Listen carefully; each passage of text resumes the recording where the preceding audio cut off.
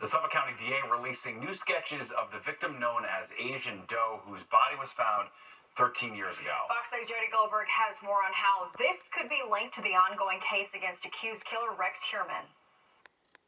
A plea to the public to put a name to the face of the person investigators for years referred to as Asian Doe. Someone knows who this individual is. We need that person or persons to contact us. The remains of Asian Doe, which were found along Ocean Parkway in 2011, were draped in women's clothing, according to Suffolk County District Attorney Ray Tierney. He says the person of Southern Chinese descent was believed to be biologically male and a transgender sex worker. If you were around in the late 90s and early 2000s, think about the people you associated with. Think about the people you know. Did anyone of Asian descent go missing? Tierney says South Asian DNA is underrepresented in genealogy databases, which makes it even more difficult to ID the person. Facial reconstruction shows what Asian Doe may have looked like. Forensic experts use the victim's skull to build images of the person as both male and female. The Gilgo Homicide Task Force believes he was between 17 and 23 years old and was killed in or before 2006. The cause of death was homicide by blunt force trauma. Asian Doe was found just feet from the victims allegedly killed by Rex Heuermann.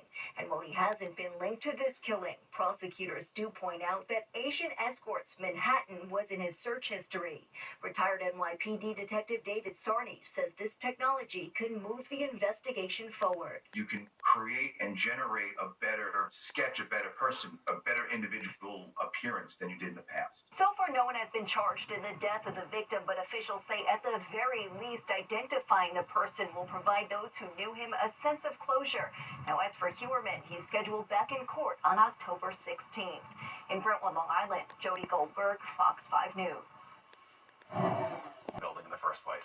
The MTA announcing the warning period activation of automated camera enforcement on 10 new bus routes across all 5 boroughs. Vehicles blocking bus stops or illegally double parked will receive warning notices for an initial period of 60 days, followed by summonses after.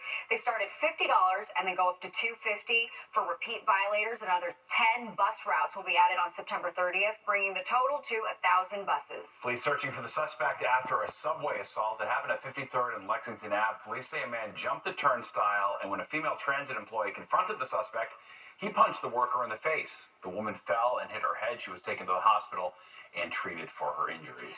Well, people living in Queens and city officials came together in Bayside tonight to say no to the mayor's City of Yes proposal. The one-size-fits-all proposal is looking to add more affordable housing, which has spurred outrage across the city, Queens being the latest borough. Many in eastern Queens expressed concern, saying that the proposal does not consider the strain on services and infrastructure like parking. The proposal seems to believe that because we're within a half mile of the train station, that people aren't going to need cars. And that's just not realistic out here in Eastern Queens. The railroad's down the block, but I mean, not everybody's traveling to Manhattan for work, and pretty much everybody around who lives around here needs a car. The City Council is expected to vote on the mayor's City of Yes proposal before the end of the year. Well, TikTok is facing off against the U.S. government, fighting to keep its platform active here in the U.S. That's right. Congress is requiring the company to cut its ties with China-based company ByteDance over national security concerns. Fox 5's Sharon Crowley talked to a business owner who relies on the app for sales about the possible loss in revenue. The customers come when they're buying. They're saying, "Where did you find them?" You hear them saying TikTok. So you measure it by the dollars. Simple. Each one of these ounces is $2,000. Let's see if somebody wants them for free. New York City Diamond District jeweler and content creator Maksud Agajani depends on TikTok to grow his business. I'm ripping apart this piece of gold because I'm going to show you 2 ways to cash in gold in the Diamond District. He has more than 2 million followers on the social media platform. It's why he's concerned that TikTok might soon be banned in the U.S. It worked great. There's a unique niche audience there. The younger people are there, and you get to reach people for things that you can't reach on other platforms. President Biden signed a bill into law in April, giving TikTok's China-based parent company ByteDance until January to divest itself from the app or face a ban in this country. U.S. lawmakers are concerned the social media platform poses a national security threat. About 170 million Americans use TikTok, including the Harris and Trump campaigns, who are trying to reach younger voters. How many hours a day are you on TikTok? To be honest, probably like an hour or two. It goes by quick. I can't even tell you. It's addictive. Yeah, it is addictive. The Justice Department maintains the Chinese government can use TikTok to gain access to the personal data of Americans. It accuses the company of downplaying national security risks. TikTok's lawyers are appealing. During arguments before a panel of federal judges in D.C., attorneys representing TikTok outlined how they believe the ban is a violation of free speech and that the app has been unfairly singled out. And this is a case that's being watched by millions of TikTok users. Those judges expected to make a ruling by November. Sharon Crowley, Fox 5 News. Well, people are chowing down in Little Italy for the annual Feast of San Gennaro. That's right. Next, we're going to show you how they're serving up good eats and a whole lot of fun. One of the city's most famous festivals is underway now in Little Italy. It's the one and only Feast of San Gennaro. The festival started in 1926 as a one-day event on Mulberry Street celebrating Italian heritage and community. It now runs for 11 days, attracting about 1 million people per year, and continues to celebrate Italy's culture and food. You're going to see great lights, great entertainment, and you're going to see a massive amount of food. I mean, a massive amount of food. You have to have my baked plants. I sell 20 to 30,000 of them in 11 days. Wow. All right, the Feast of San Gennaro Festival continues through the weekend. Yeah, that was Umberto's, and they've got some really good food. All right, let's check the forecast now with Nick, and maybe the weather is going to hold up at least till the rain comes in. Yeah, I mean, we have a couple of showers that'll be coming already. There's a lot of rain this week, so certainly the festival should go off pretty well, and I'll take a cannoli or two. My waistline won't, but I'll take a cannoli or two. All right, we have a bit of a range of resources. A ribbon-cutting ceremony today for completing a major redesign project of the Washington Bridge.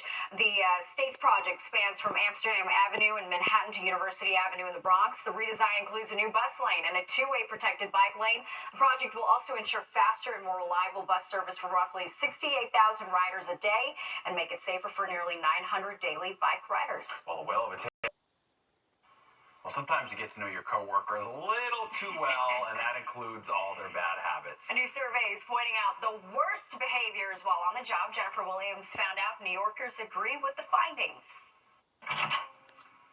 Oh, come on. Do you see this? While hit shows like The Office poked fun at corporate culture, according to research from the job site Monster, 31% of employees believe they work in an environment that is not respectful and borderline unprofessional. Every study has shown that even before the pandemic, most people were not happy going into an office. Greg Giangrande, a career advice columnist for the New York Post, isn't surprised by the findings. So many cartoons and television shows lampoon office work, right? Like The Office. So again, I think we romanticize what The Office was like. And so it's not surprising that office sentiment and colleague habits really hasn't changed much. While New Yorkers Fox 5 spoke to were hesitant to call out colleagues, when they did, they put them on blast. You don't like to come to work every day. You work Monday, maybe Tuesday, you ain't going to work. The laziness, I mean.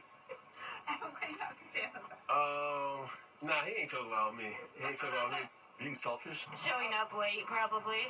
Really long email threads. I hate taking phone calls in a shared office space. The biggest complaints are not cleaning up after oneself, gossiping, using inappropriate language, being unresponsive to messages, and consistently being late to meetings. A lot of these problems aren't new. They're just new now because people are coming back into the workplace. As for navigating these annoyances, if it bothers you to the point where it's a distraction to you, then you should say something. Jennifer Williams, Fox 5 News. It's not that easy. No, yeah, easy Say for him to say for something. sure. I definitely avoid the communal kitchen, so I think that keeps you out of a lot of drama in general. Right. What's your take on that, Nick? Yeah, I just hide up here in the Yeah, weather he's safe. center. He's up here in the corner. You Nick got doesn't your deal own with anybody. private microwave. I'm It's up nice here. up here. Exactly. I'm up here out of the fray. Yep. Exactly. Works for me. Well, we've been out of the fray from weather for quite some time. My goodness, we've had such a great stretch of weather. Hate to see it come to an end. But, eventually all good things do come to an end. So we're going to start to see some cloud cover return. We've seen it already tonight. And eventually some showers will come into the forecast this week. All right, looking outside now again. Some clouds are there. 76